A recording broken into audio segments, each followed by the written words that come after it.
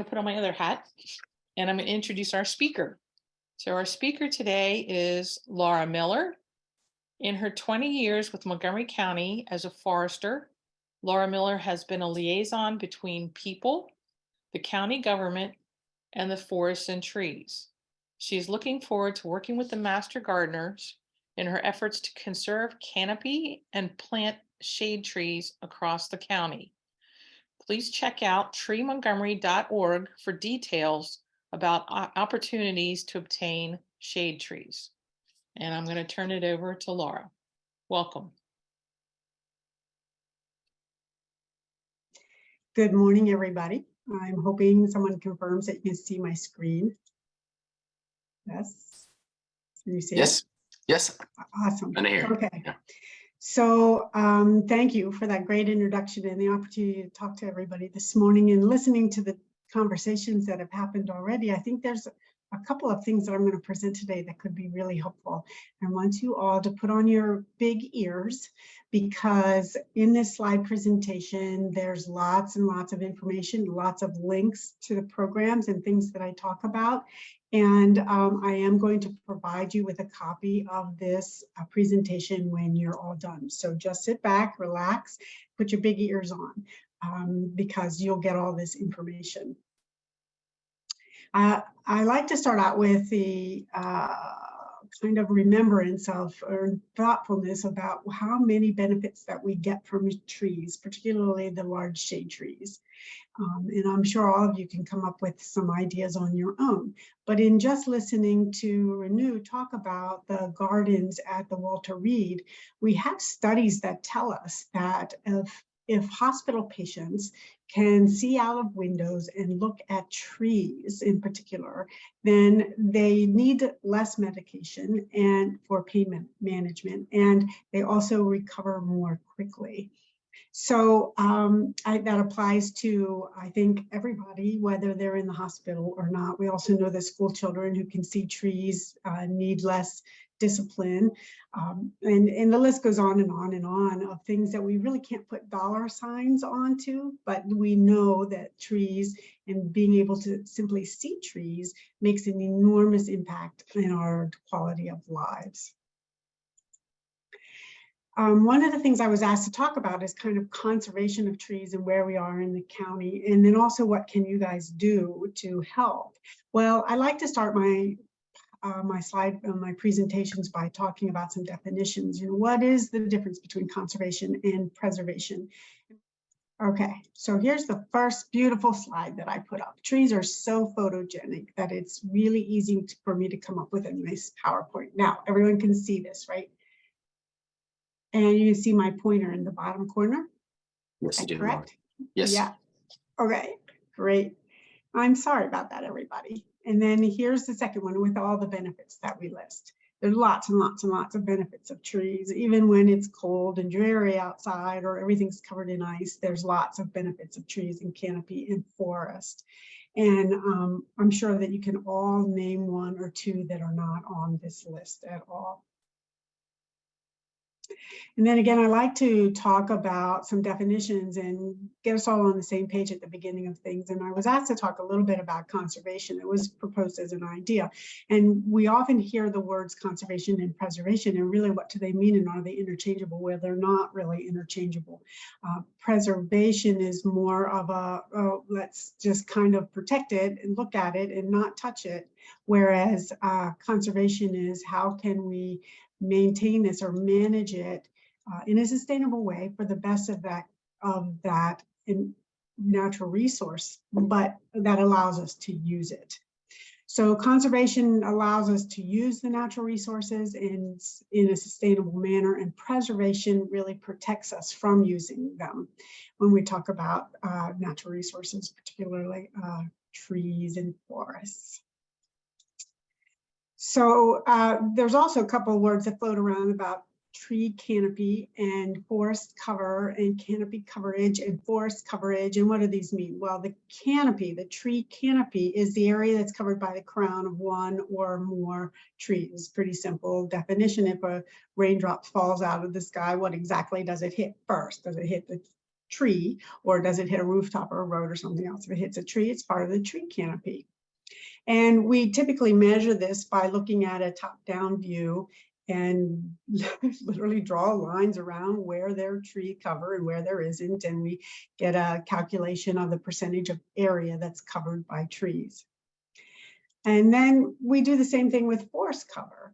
And forest cover is the area that's covered by forest, and forests differ from individual trees by having several layers of understory, the forest floor, which includes the duff and all the decomposing stuff, as well as a closed canopy of tall trees. And so forest cover is really a subset of tree canopy cover. Tree canopy is the overall everything that includes trees, and then forests are a subset. So they're not really interchangeable, and it's real helpful to understand the difference between those. Again, you've asked me to talk a little bit about conservation. Well, here's kind of the story of conservation here in Montgomery County. The way that we've developed the properties across the county has influenced the forest in the canopy that we have right now. We have traditionally thought about development in terms of these large blocks of land being subdivided and cut up into smaller parcels, and where we've then saved forest in bits and pieces around those parcels. That's the traditional view of development, and it's happening across much of the state. And it's been happening here for many, many decades. Here's a comparison of the two side by side. This is the same parcel of land. So it's the before and after development. And you can see where the forest cover was reduced to just small bits and pieces and fragments. Well, we created a law, the Forest Conservation Law, back in 1992 to help us conserve the natural resources and save them where they're most meaningful, along the stream valleys, the steep slopes, the soils that could erode. And so it allowed development to occur, but it increased the preservation of forests slowed the loss of forests in that phase of that development. And the forest conservation applies in two cases, really any property that's bigger than 40,000 square feet, or any property that goes through subdivision. Here on the right-hand side, it was one parcel, and it was split into two to put two houses on it. So it was subject to the forest conservation law. But this is a scale that worked for us back in the 90s, and it worked through the 2000s, but does it work now? Well, not really, because we have a whole bunch of lots down county that are being redeveloped, where we had a small house on a lot that is now torn down and built to a big house. And in many cases, the lots are very large. This one shows a lot before and after development where the lot had forest cover on it, and it was larger than 40,000 square feet, but it was exempt from the forest conservation law due to a single lot exemption. So no mitigation was required, and as a result, 12 years later, there's still no canopy, appreciably any canopy list existing on this property. So that's in one case where it doesn't apply. The mitigation doesn't apply. The law applies, but mitigation doesn't result from the activity. And in this case right here, we see where there's three small lots with two small houses, and there's still a fair amount of canopy. And then after development on those three small lots, we now have three large houses and no canopy. And not only no canopy, but very little room to put any kind of canopy. So this is kind of a shift. It demonstrates a shift in the changes of the development that happens here in Montgomery County, from the large lots, farm fields that were divided up into lots of small lots, gave us room to conserve the forest cover along the stream valleys and other environmental features that needed protection, to this type of redevelopment that's happening on small lots that is not really subject to the forest conservation law at all. Well, this kind of redevelopment is also changing the way that communities look and feel. Changes the whole character of the neighborhood. You'll see here two small houses down county. This happens to be in Bethesda on, as you can see in the photo, Maple Avenue in Bethesda. There are two small houses, and there's lots of green going on in both of these houses. The front yards were green with full of plant material, and there's shade everywhere. And when redevelopment occurred on the first lot, the closest one, then it really did change the whole character. The house is very much taller, very much wider. It takes up the whole yard, so to speak. There's very little vegetation. And of course, the driveway reduces the opportunity for vegetation in the front yard. If you notice the street trees here in the background as well, when the second house was redeveloped, the street trees went away. This is pretty dramatic change in the neighborhood. So it went from this to this. And lots of people started to talk about this kind of change. I'm sure everybody on this call can say, oh yeah, I know a lot where that happened, or I know a house, exactly the same thing happened to it. Well, we started to ask, maybe in the 2010, maybe 8, 10, we started to ask, well, how often is this happening? Do we need to do something about it? And so we did a little math. This is on the west side, while Maple Avenue is on the east side of Bethesda. Here's an image of the west side of the Bethesda. And you can see all the red colored lots were redeveloped in the 10 years between 2002 and 2011. Well, that's a significant amount of redevelopment. And over the next 5 years, all the blue lots were redeveloped. This is a little harder to see, I recognize, but this is the best way I knew how to demonstrate this. And then from 16 to 18, we add the yellow lots. If you squint and look real close, you'll be able to see, but any lot that has color in it has been redeveloped between 2002 and 2018. I haven't done it in the last 5 years, but I'm sure that even more lots have been redeveloped. So on these lots, we're losing the existing canopy, which was largely, well, there was a lot of plant material, largely much more than we have now. We're increasing the amount of impervious surface.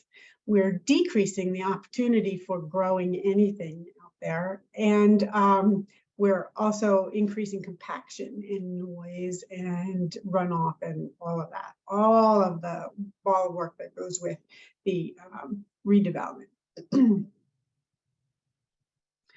So why are these trees coming down? Why aren't the developers choosing to save them? Here's a really interesting case. And you can see the house in the background is a redeveloped house. It's much larger than the house in the foreground. This is what the houses looked like, the small one, and now this is the background of the larger one. And there was an American elm, a 36-inch American elm, standing in between them. And the owners of the large redeveloped house were the owners of that elm tree. It was very important to them to save. They spent a lot of money, time, and energy with the developer to take care of that tree and make sure that it survived the development process. However, the adjacent home, and here's me talking with the homeowner about the decisions she made to save that tree. And so to her, it was worth a whole lot more than what we can calculate on a benefit scale. So we know that there's a certain amount of dollars assigned to the benefits that we can measure, like stormwater management, electricity savings, air quality, natural gas, general property value with that tree standing there, and of course, CO2 emissions. And that tree was worth about $330 a year through these benefits that we can measure. There are benefit calculators online, and the link is there, as I said before, so you can do this yourselves. So clearly at $330, that tree was more important to the property owner than just that. And that's exactly what happened when the adjacent property with the small house was redeveloped. The developer deemed that it wasn't valuable enough to work around, disturbed enough of the root system, that the tree became hazardous and had to be removed. So why wasn't it really important to that new neighbor of the small house? Well, let's look at this. Remember back a couple of slides ago, the first little house that was redeveloped, you recognize this picture. Well, in 2013, the small house was sold for $615,000. And less than a year later, it was sold for more than $1 million more than what it was purchased for. And at that price, the buying price and the selling price, quite frankly, the selling price, and there's only more now, than $330 a year benefit that could be measured, benefits that could be measured, were simply not worth it to the developer who is going to buy and then resell the property. And we hear this story over and over again. And it isn't until we begin to look at the trees in the volume of trees, large numbers of trees, and the canopy cover and the forest cover over large communities, that the numbers get big enough to attract some attention of the decision makers.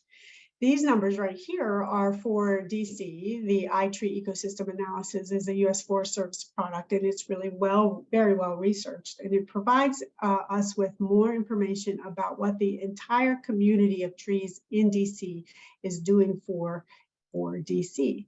Well, these are huge numbers, and these are numbers per year. Some 50 million, 60, $70 million per year. For each of these types of benefits. Well, that's when the decision makers and the legislators begin to take note and say, okay, well, we really do need to do something to conserve and at times preserve our tree and forest cover. So, you know, how much do we need? Generally, and DC's goals are in the 40% range, but generally it's well received that about 40% cover is enough, you know, or a good target, or when we're close to where we get enough benefits that we are feeling pretty comfortable with our lives.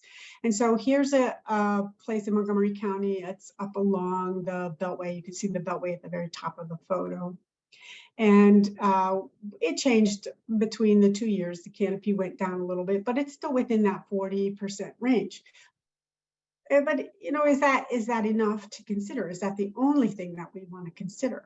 Well, we actually want to consider the distribution of that canopy. This slide was taken from this part of the image. None of us looked at that really closely. We just like, oh, here's green. Oh, here's green. Look at this, all this great canopy that we have. But there are really some pretty significant gaps in that canopy. It's not well distributed across the area. And so it leaves this street just baking in the summer, absolutely baking. You feel the heat radiating off of that.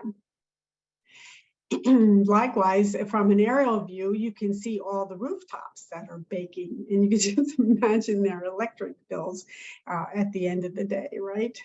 So we have to think about distribution of the canopy, and it's also helpful to think about the size classes or age classes of the trees too, and the species diversity, so that we have this really healthy, well-distributed, very diverse canopy cover and forest cover that will allow us to have the benefits of the trees for long periods of time. Well, we have to use all the tools that are available to us. And everybody is talking about planting, and planting is absolutely wonderful. I spend a huge amount of my time on planting programs, but it's not enough. We have to conserve what we have. We can't plant our way out of this. We have to protect and conserve and preserve, use all the words that you want to use. We have to conserve what we have standing as well as plant more. So how do we get there in both terms of retaining and planting new? Well, we have 4 laws in the county that work together, and they're pretty good at what they do. As I said, there's links on all of these pages, so I'm going to go through them quickly. If you want more details, you can look up the link, or we can. I'm happy to walk them through with you later. So the 4 laws are, we'll start with the Maryland roadside tree law. Oh, I'm sorry, here's another page. Here's just the website page that you'll see that talks about all the laws. Put this in as a reference for you. The Maryland roadside tree law has been on the books since, anybody want to guess? Put in the chat what a guess is, I'll tell you. It's very old law. And it says you really need a permit to do anything to any road or any tree in the right of way anywhere in the state.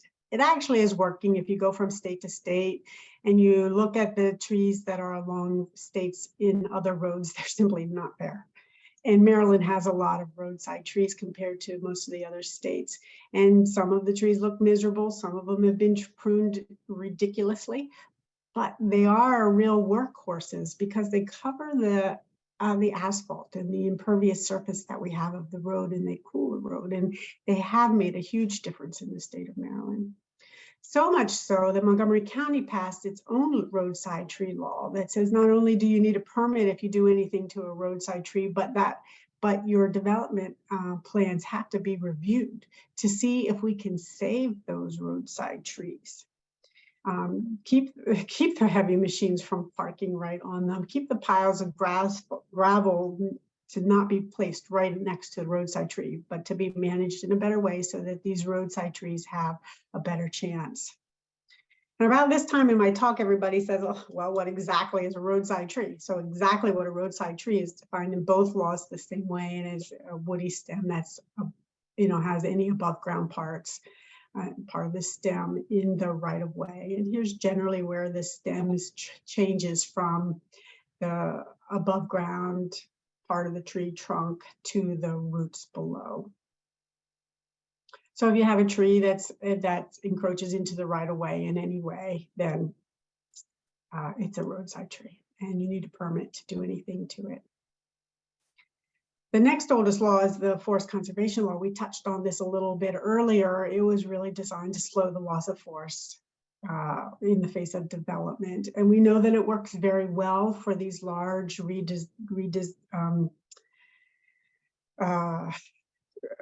these large lots that are cut up into small lots. We could have a stronger law, and there is a bill right now in front of the County Council to strengthen this law and get us closer to a no net loss situation. You hear that buzzword a lot, but the law will only impact the forests that are subject to it. And as I explained, there's a lot of development that's happening in the county that is not subject to the Forest Conservation Law. So then we have the tree canopy law also, and it discourages general disturbance on individual lots. And it provides a fund to mitigate those losses by planting shade trees. This law is real simple. It doesn't require a review. It's simply the area that's within the sediment control permit. I'm not sure if any of you are familiar with what a sediment control permit is, but it basically says you're allowed to disturb what's inside that red line on the map. You're not allowed to disturb anything outside of the red line. So in this lot, they could have gone from lot line to lot line and disturbed absolutely everything here, but they chose to reduce the footprint a bit so that they would pay less for the tree canopy law. And that's exactly what we want to happen, because the undisturbed land is much better to support trees and gardens of all types. The mitigation is to be planted on site, and if they can't plant it on site, then they pay into a fund. And we encourage the developers to pay into the fund because it allows experts like me to plant the trees in locations where they're most likely to survive for a very long period of time. And it does require that we plant shade trees. And by definition, shade trees are the great big tall ones, the ones that are capable of being more than 50 feet and have a big broad canopy to them. And why are they so much better than ornamental trees? Why isn't a dogwood considered a shade tree? Well, dogwoods can provide, and redbuds and all of these ornamentals can provide a lot of shade. But if you remember the numbers for the benefits of trees and how much they provide, well, they're tremendously more, like 23 times more valuable from a shade tree or from a large tree than they are from the ornamental trees. So in your gardening efforts, and one of the things you can do is to try to always put in the largest class of trees that will fit. If there are no utilities, no underground constrictions for a tree, that would be very, very large, then plant a large tree, because it does have so much more benefits for it. So the Tree Montgomery program is what uses these funds from the tree canopy law that the developers pay when they get a sediment control permit. And the Tree Montgomery program provides shade trees installed on private property for free. And I know that some of the master gardeners on this call have received these trees. It's a great program because it really does work to increase the canopy across the county. The staff works closely with the property owners. You recognize her as the one that lost the great big elm tree. Well, she was real quick to plant a new tree because she felt she needed the benefits of the tree. And we plant more than one tree on each property. We plant what makes sense for the property where there's shade needed, what trees are already on the site. We take all of that into account and we plant what makes sense. So most homeowners on small properties do in fact get several trees. And each tree needs about 400 square feet. And one of the reasons I'm going through these details with you is because you can help with your gardens whenever you're out or working with anybody who's planting a garden or planning a garden. You can help them think about putting in a tree first. Wouldn't it be lovely if this whole parking area was a garden, whether it be a rain garden or any other kind of garden, but with a tree in the center of it, which there's not a lot of space here, so the tree had to be in the center, but in a yard, the tree could be placed anywhere within the garden, and then the garden built around it. And that would be just a wonderful addition to the gardens that you guys put in. So we need 400 square feet for each tree, which isn't very much. As you can see, this is 400 square feet. And we do plant lots and lots and lots of different species. Native plant trees are really important, but we have to also begin to think about what the properties, or I'm sorry, what the adaptive properties of the trees are going to need to be in order for them to withstand the changing climate. So we are tending towards planting species that have a very wide distribution across the whole eastern seaboard, or tend towards be a little more south of us, and not ones that are just specifically native to Montgomery County. We have broadened our definition of native to include a little bit more of the southern species in hopes of they'll have a better chance of survival in the long term. We don't really plant trees from other continents or from the West Coast.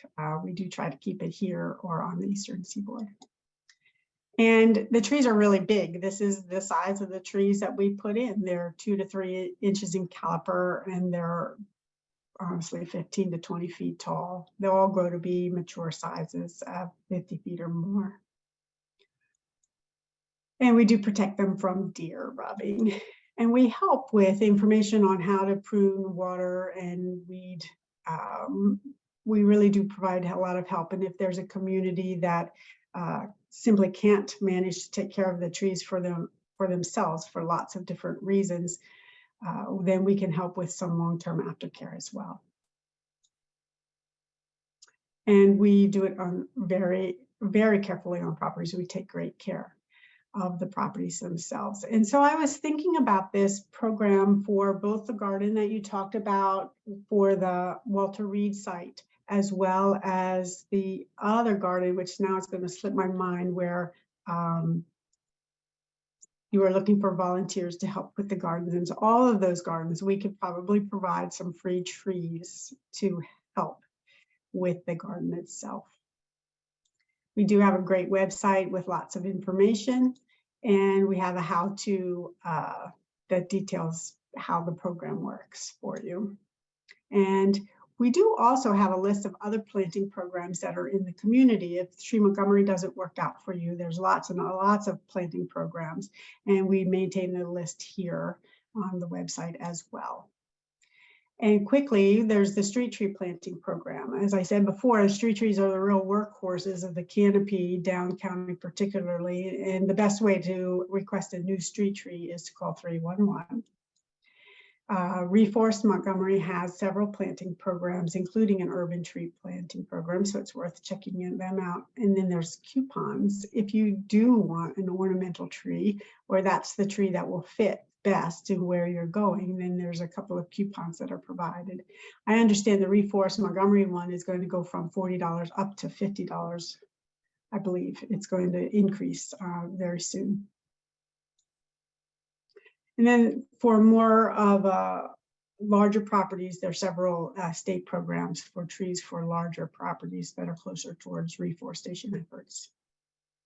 And the cities of Rockville and Gaithersburg have their own planting programs as well. So that's it with all the planting programs that are available to folks. And again, I hope you all become ambassadors for tree plantings. I wanted to bring one more set of vocabulary words to mind, is to be really careful when you're digging gardens around the critical root zones of the trees. What's really, really important is the structural root zone, the red dashed line, because those are the roots that hold the tree upright. And when you're planting gardens, you have to remember that you're really not taking away growing space. You're temporarily disturbing it. You might cut a few roots, wouldn't be unlike cutting the branches, a couple of branches, the trees can recover. But it is important for you to stay out of that critical or the structural root zone, the red dash line. Be very careful digging in there because you don't want the trees to fall over. So that's one tip for you guys. A lot of people ask about when you need a permit to remove hazardous trees, and I have that information in this slide presentation for you so that you can look it up, or if you have any questions, here's a cheat sheet on when you might need a permit. As we discussed before, if any tree is in the right of way, you'll certainly need a permit, or a sediment control permit, but then you need a permit as well. There's a couple of other questions. And then one of the real important things to understand and to convey to folks who are asking you is what's the difference between a Maryland tree expert and a certified arborist. In the state of Maryland, you are required by law to have a license, be a licensed tree expert to provide guidance on trees or to do any work on trees, pruning, removals, any type of work that's done on a tree. You're required to have the Maryland licensed tree expert. And it's super important that you have that distinction because it's the one that requires the appropriate license, appropriate insurance.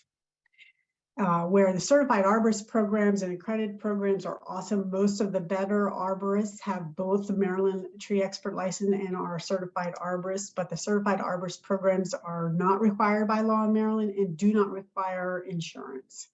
So make sure that anyone who's working in trees, or if you're talking to somebody about getting an expert, that they check it out and look for a Maryland tree expert. And when to call these experts. So there's lots of you who come across gardens and trees in backyards already. So what do you need to look for? Well, I think there are 5 or 6 basic things to look for. If there's a big old hole in the main stem, if there's fungus or mold growing, if more than 1/3 of the crown is missing or dead, if the leaves are the wrong size or color or shape, or if a tree is leaning, then it's worth calling an expert. Of course, there's lots of other problems with trees, but these are easy to recognize, and when you definitely should be able to say, hey, maybe have somebody check out that tree.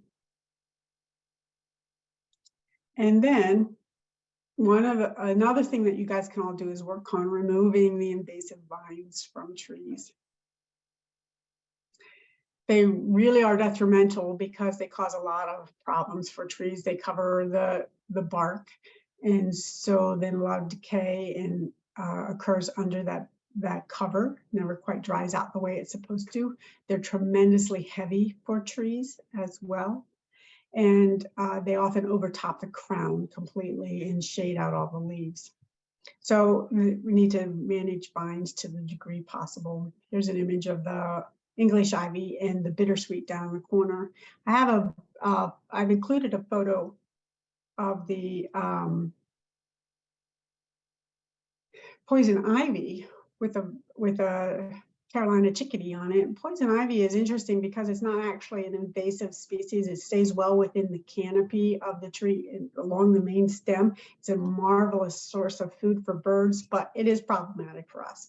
So just be aware that it's out there. If you're removing vines, learn to know what it looks like and how to protect yourself from reacting to it. And what can you do? Well, what else can you do? And I would encourage all of you guys to put in the chat the different things that you've heard me talk about today, or different ideas of what each of you can do to promote forests and trees and conservation in the county. But I think there's an opportunity for each of you to, as I said, when you're thinking about gardens, to think about where to place a tree or many more in that garden. Pick the biggest class of trees that will fit there, because the bigger the trees, the more benefits exponentially. And go one step further, perhaps, and pick the tree that's furthest along the line on succession. So, for example, if you could plant one of the white oaks, which are way along the line of succession, they provide a lot more habitat for all kinds of bugs, which in turn attracts all kinds of other critters and birds, and increases the diversity tremendously. Well, so the white oak families, being further along the succession line, attract a lot more than something in the early part of succession, like say sycamore. Now, all the trees have their places, and all trees are adding tremendous benefits. So I would never discourage you from planting any tree. But if you have choices, and you start thinking about not only putting the tree there, but picking the biggest tree that you can. The last thing I'd like to share with you guys today is that a year ago, it's been almost a year ago, in March, the county was named a new symbol. We already have, we have the 3 other symbols right now. We have the robin as the county bird. We have the dogwood as the county flower, which honestly I find quite interesting, and we can talk about why that might be in a second. And then we have the county seal. Those were the 3 symbols that we have, and now we've added to it the county tree, which is the black tupelo. This one happens to be a photo of the champion tupelo here in the county. It's also the state champion as well as the county champion. So it's a way for us to celebrate trees, and it's a lot of fun to say now we have a county tree. And I'll stop with that. I've provided you a tremendous amount of information. Here's my contact information as well. And as I said at the beginning, I'll package up this PowerPoint for you guys, and I'll send it to you in a PDF form that's very small so that you can email it, and you'll be able to open all the links that are in it. So at this point, I'll be happy to take any questions or discussions that you guys want to come up with. Hi, Laura. This is Dick Evans, and I've recorded a number of the questions. I guess maybe I'll start at the end. A lot of questions about vines growing on trees. Does the county deal with vines itself other than using volunteers? Roadside trees seem to be completely covered with vines. Right. There's a lot of roadside trees that are particularly in undeveloped areas or along undeveloped parcels. Unfortunately, the county's resources to manage the street tree programs is slightly less than what it needs to be. So unfortunately, the county roadside tree program cannot manage the vines unless it's real critical, or they find that the vines are encroaching on very special or otherwise significant roadside trees. I do agree that that's a bit lacking, but it is a matter of resources that we have. We find that we'll get help from the Weed Warrior program sometimes on the properties that are immediately adjacent to the roadways that are undeveloped or open space. We can ask them for help. I think the Weed Warrior program is fabulous, and they've taught a lot of people how to manage vines. Well, that's very good. Are there, let's see, on privately owned empty lots with huge trees that are all being killed by the vines, is there anything people can do about that? It's a privately owned empty lot. If the owner isn't doing anything, is there anything else people can do? Well, they could ask the owner for permission to do the work themselves in there. It is a problem. There isn't any regulation for these invasive vines at this point, although this legislative session does include legislation that would allow local jurisdictions to adopt regulations controlling bamboo. And I hope that it takes hold and then also spreads to other types of invasives. We do have noxious weeds managed, and those are the handful of weeds that really impact agricultural fields, but we have yet to manage the invasive weeds legislatively on private property yet. So I would say another action that you guys could all do is call your elected officials and demand it. It's a good answer. Let's see. I think I know the answer to this one, but I'll ask it. Are native vines okay for trees like the grape vines and Virginia creeper? I think that's a really good question. Certainly in the world of invasive species, it's another term that we kind of have to understand a little bit more. I think that I would describe some of the native plants that we have invasive, perhaps overly aggressive might be a better word for them. And grape is one example. Grape will stay on the top of the pile. It demands full sunlight all the time. And so when trees come down and there's a hole in the canopy and there's full sunlight for young trees on top of it, and then it'll grow up with those young trees on top of those young trees. And you can imagine how the trees are bent over. You can all picture it with the grapevines on top of it. That's a native species. Many of the grapes are native. There's a few that are like, porcelain berry that are not. But even the native grapes will overtake trees and be so aggressive that the trees will die from them. So we have to manage that. There are a number of vines that are native that behave themselves. I mentioned the poison ivy. It stays within the stem. So Virginia creeper is in that category as well. It stays within the main stem, and it doesn't typically take over the tree so much that the tree is in trouble. And they provide a lot of natural benefits, other benefits like food sources for birds. So yes to all the questions.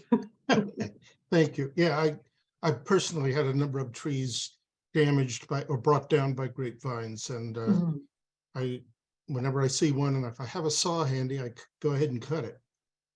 Well, it's interesting because they taught me, like way back when I was in school, even before we talked about non-native invasives, invasive species management. I was taught that if there were any grapevines in a forested community, you had to deal with the grapevines a good 7 to 8 years prior to doing any type of thinning or overstory removal, because otherwise it'd be so much sunlight and the grapevines would just take over everything.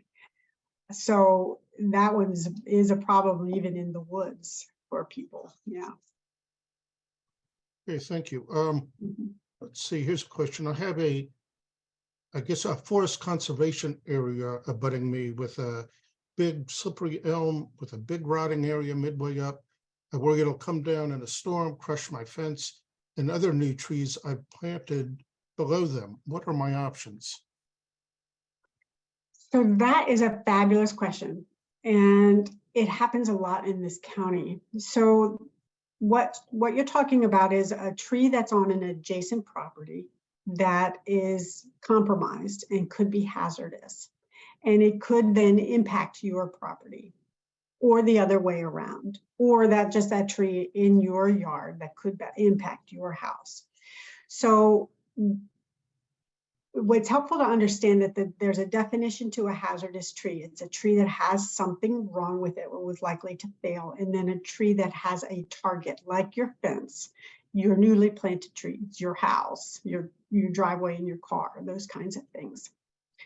If the tree is known to be hazardous before it falls, like this tree that you mentioned has a big old hole in it, and the property owner knows that the tree is hazardous, there's something wrong with it, it has a target, and they know about it, and the tree falls, then they're liable for all the damages. If nobody knows that there's a hazard there, for example, if that tree didn't have anything wrong with it, obviously wrong with it, there was no hole in it, it was just standing there, you thought it was a perfectly healthy tree, and it blows over, like for example in a storm, and nobody knew about it before the storm, then the parts of the tree that are on your property are yours to deal with, and the damage is yours to deal with, and what's on the adjacent property is theirs to deal with. So the question becomes, do you know about the hazard beforehand or not? And in this case, you're describing a condition where you know this tree has a big old hole in it and you're worried about it and you have stuff that it could hit. So what you need to do, what I would recommend, is you put the owner of the tree on notice that the tree is hazardous. And then the liability shifts to them. In Montgomery County, we have a regulation that says, it's in the housing code, that says you can't have a hazardous condition on one property that impacts the adjacent property, and that includes trees. So if you put the homeowner on notice and you get no response from them and no help for them, you can contact 311 to file a housing code complaint over a hazardous tree on an adjacent property, and they'll help sort it out, determine just how hazardous that tree is, give the adjacent property owner a little bit of time to deal with that hazardous tree, and then have the hazard removed. And that would be true if it was a tree that's causing a hazard or anything else that's causing a hazard. We can't have a condition on one property impacting another. So I probably didn't explain that very straight line-ish, but if That's a complicated question. It is, but you can contact me with that too. But basically, if you know about a tree that is hazardous and you're worried about it, you contact the owner. If you get no response, you can contact Housing and Community Affairs for the housing code by calling 311 to report a hazardous condition on the adjacent property. Now, the person who asked the question followed up with, please emphasize it's a forest conservation area. Yeah, well, that holds true. I mean, you can't hold, so in forest conservation areas, you are allowed to remove trees that are hazardous. So if a tree deep in the conservation area doesn't have a target, it could be the most decrepit thing ever. If there's no target there, then it's not a hazard and you can't remove it. You have to let it stand. But trees on the edge that impact adjacent properties and are hazardous, they do need to be dealt with because they can't impact your property. So you have to not only go, in that case, you could get help with from the Housing and Community Affairs if the property owner won't deal with it themselves. But the property owner will have to ask permission from the planning department to remove that tree. If it's imminently hazardous and there's no time to ask for permission to remove the tree, then a licensed tree expert can remove the tree and then report the hazard after they remove the tree. But the tree has to be deemed imminently hazardous by a licensed expert for that to happen. Okay. Wow, a lot of questions here, a lot of good questions. Unfortunately, your presentation was a perfect amount of time to give us time for questions. So, we don't cut it off until about 11:30. So if you're willing to keep answering, I'll keep asking. I'm willing. Good. Here's maybe a simpler question. Do the cities of Rockville and Gaithersburg have new tree lists, or do they need to follow Montgomery County recommendations? So Montgomery County tree recommendations for roadside trees, this is for street tree plantings. So the county does have on this DOT website lists for major trees and minor trees to plant along streets. It's a pretty well vetted list that's pretty consistent with the state requirements for permits also in the right of way. And so it's very likely that the city of Rockville and Gaithersburg would have the same list. Very few differences between the lists. Okay, thank you. Let's see. Oh, what is the current wait time between application and site evaluation for Tree Montgomery program?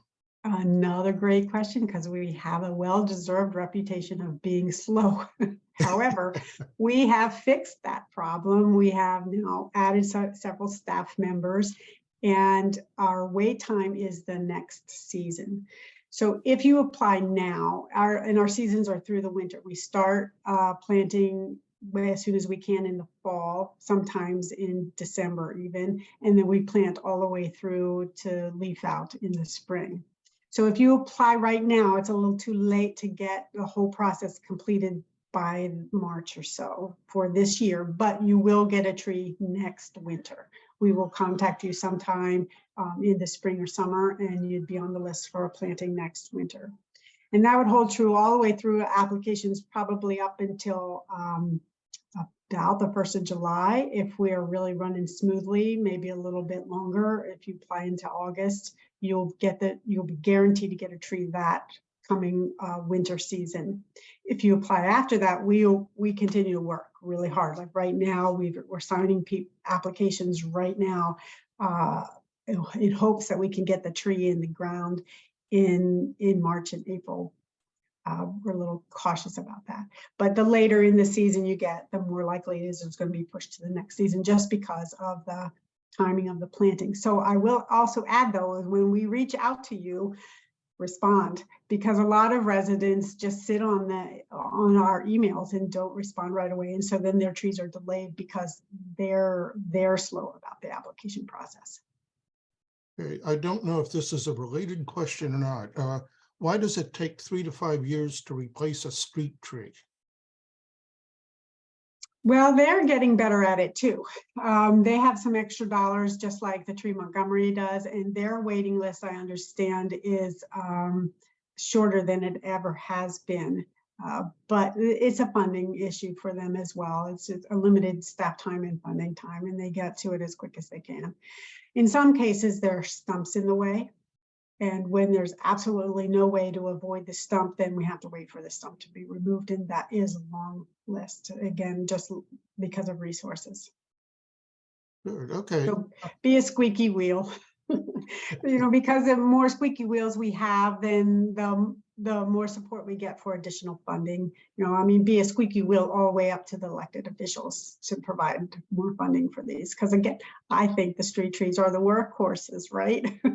So right. They're really super important. So all the way up to the top, all of your elected officials squeak a little. Good advice. Okay. Each time a tree expert needs to be called to discuss a tree, does the individual homeowner pay for that service? And is there anything to help afford that if you have a property with a number of large trees? Truly awesome questions today. So some of the really, it's really quite varies, I think. Some of the arborists tell me, oh, the good ones charge a fee for their knowledge for an evaluation. And some of the good ones tell me, we just are really dedicated and we'll help a person make a good decision that they can. So I don't see where there's a rhyme or reason between who charges those evaluation fees and who doesn't.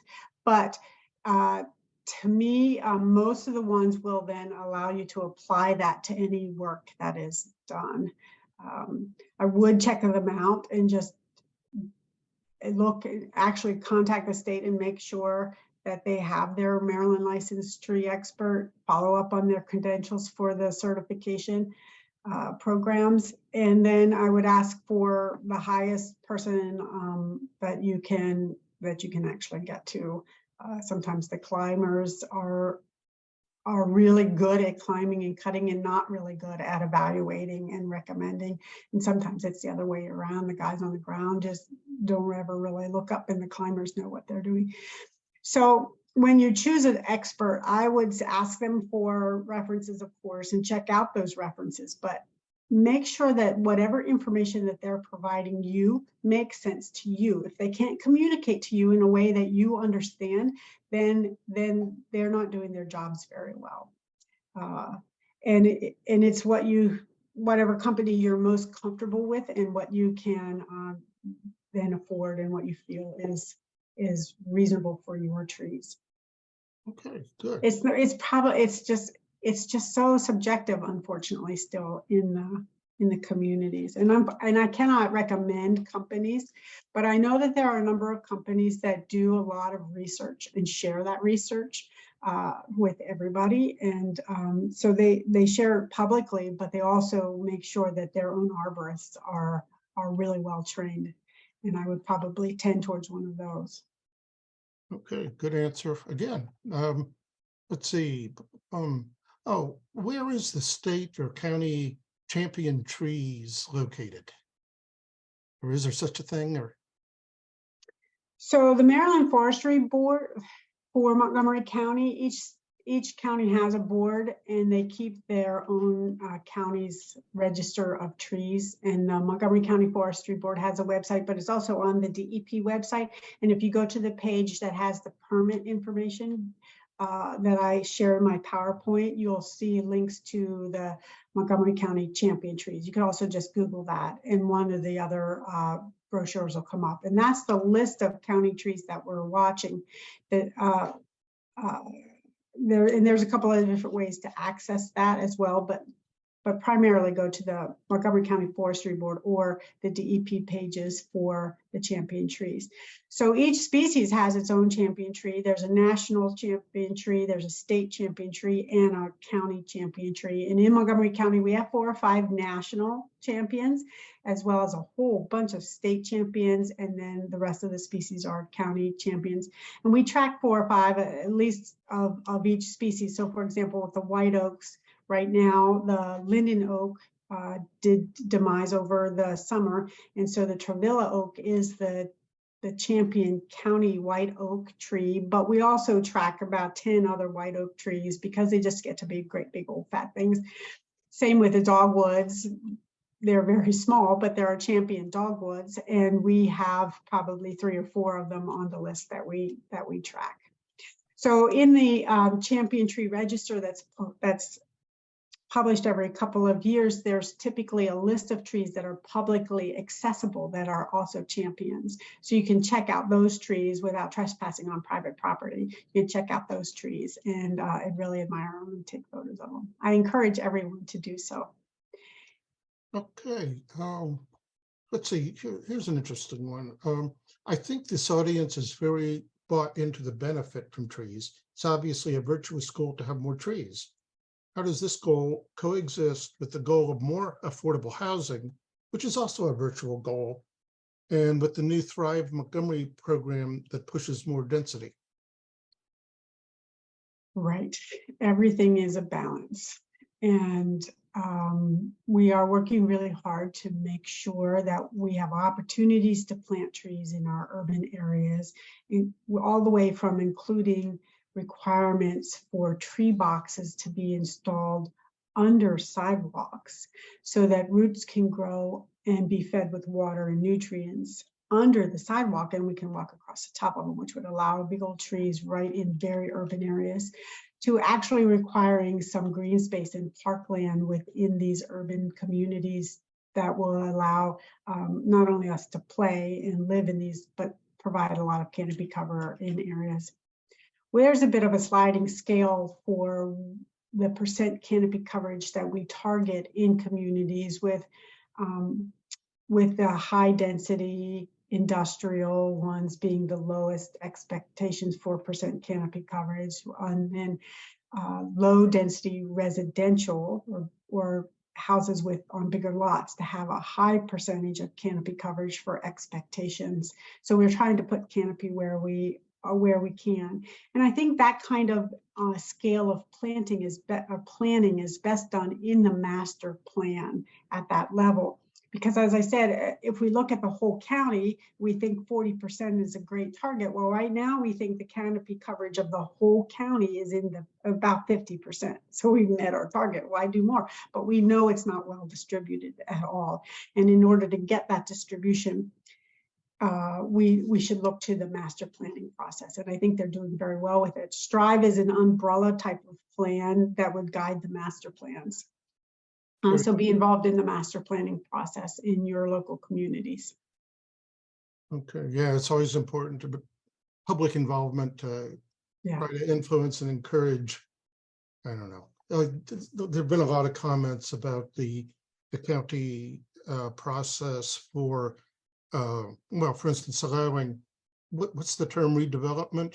Which I guess is anytime you're taking an existing development, cutting it up more and allowing bigger houses and let's see. So yeah, public input's important.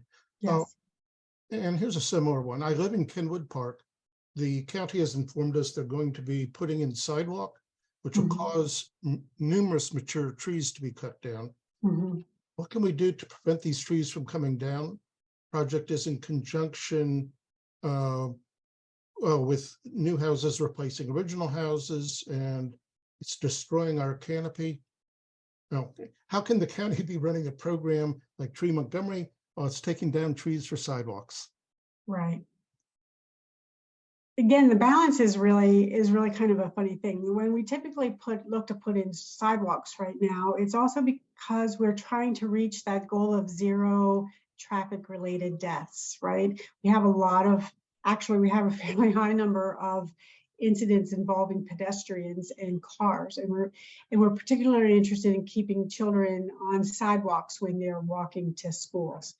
And so there's a balance there. And I would also recommend that you look at the trees that are being removed, the quality of those trees, the species of those trees, and would new plantings actually do a little better? Sure, there's going to be a loss of the large coming down and the smaller going right back in. But with time, that might be bridged a little bit by actually improving the expectation and longevity of the trees, because we're putting them behind the sidewalks where they're a little bit further back off the street, less salt. We're picking better species, better spacing, so they're likely to survive more, increase the age and species distribution of the trees.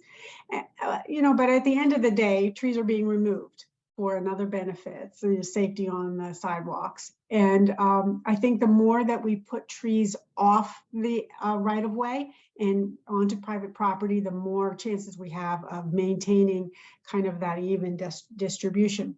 So Tree Montgomery is really important. We put it on the private property, and that's not to say that we think, again, that the street trees are the workhorses, but street trees can also be, or trees can be placed on the private property and still provide a lot of benefits for the right of way if they're properly placed.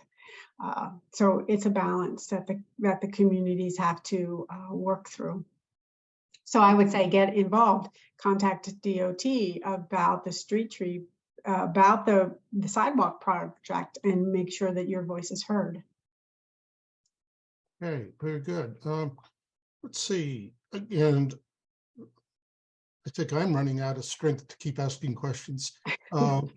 But so people can contact you at the trees at Montgomery County, Maryland.gov, Yes. and to ask additional questions, I assume? Yes, Okay. absolutely. Very good. Well, I thank you very much, Laura. I've really enjoyed it. I've been really into this. So Steve, would you like to take over? Yep.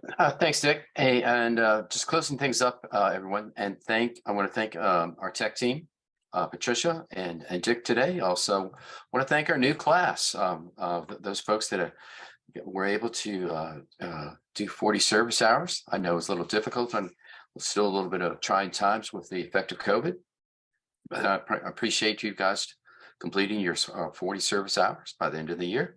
Also, of course, want to thank our speaker, Laura. Thank you, Laura, for a great presentation.